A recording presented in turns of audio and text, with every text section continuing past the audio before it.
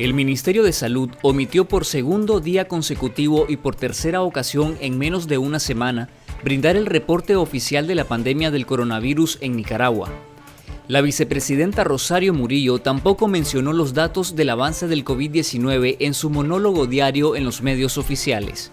El último comunicado que brindó el MINSA fue el 5 de mayo, cuando sumaron un nuevo caso positivo sin detallar el origen del contagio ni el estado de salud del paciente. El gobierno reconoce oficialmente 16 casos de COVID-19 y 5 fallecidos por la pandemia, mientras niegan que exista en el país transmisión local comunitaria. Médicos independientes y epidemiólogos aseguraron a Confidencial que Nicaragua ya se encuentra en la cuarta fase de la pandemia, con brotes de contagio en el interior del país. Porque ya los hospitales que se habían definido para esta atención ya están colapsándose. No tienen ya cómo disfrazar la realidad y ante no poderlo hacer, pues pienso yo, callaron, pero el callar en estas circunstancias, como mencionás, es aceptar que la realidad ya los desbordó. Fuentes vinculadas a diversos hospitales de Nicaragua confirmaron a esta noche que en las últimas 24 horas aumentó considerablemente la cantidad de pacientes COVID-19, que incluye además a médicos y personal de salud. En las últimas horas han sido internados decenas de pacientes a los hospitales Alemán Nicaragüense, Vélez Páez, Manolo Morales y Vivian Pelas en Managua. Asimismo, en el Hospital España de Chinandega y el Eodra de León. El Observatorio Ciudadano, integrado por ciudadanos, médicos y expertos independientes, contabilizan en su último reporte un acumulado de 632 casos sospechosos en todo el país, incluyendo los casos positivos confirmados por el gobierno, más los 16 casos a los que afirman dar seguimiento. Un nicaragüense de 68 años falleció este miércoles de forma súbita mientras manejaba una motocicleta en el departamento de Rivas, el segundo caso inusual que ocurre en menos de 48 horas y que se suma a decenas de reportes de casos similares en las últimas semanas. El Comité Científico Multidisciplinario, compuesto por médicos y otros especialistas, han advertido que los desvanecimientos súbitos, incluso si es por fallas cardíacas, podrían estar relacionadas con el coronavirus.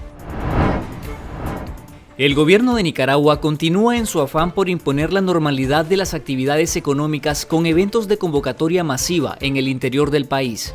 El Instituto Nicaragüense de Turismo y el Ministerio de Economía Familiar anunciaron la promoción de 100 ferias y actividades culturales en parques y vías públicas, pese a que la crisis del COVID-19 se agudiza en el país. El régimen de Nicaragua es el único país en el continente que se rehúsa a decretar medidas sanitarias como el aislamiento social, orientado por la Organización Mundial de la Salud para evitar el contagio de la pandemia. La Unión Europea incluyó a Nicaragua en una lista de países con deficiencias en sus estrategias contra el lavado de dinero y el financiamiento del terrorismo, que plantea amenazas significativas para el sistema financiero europeo. Estas medidas llegan poco después que los cancilleres de los 28 países miembros de la Unión Europea impusieran sanciones económicas a 6 funcionarios de la cúpula de confianza del régimen de Ortega Murillo, acusados de violaciones a los derechos humanos.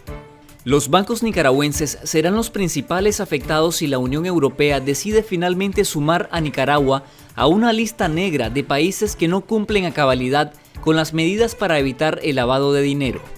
Según expertos, la suma de sanciones de diferentes países al gobierno de Nicaragua deteriora la calificación financiera de la banca nacional, pese a que las razones de las sanciones sean políticas y no por delitos financieros.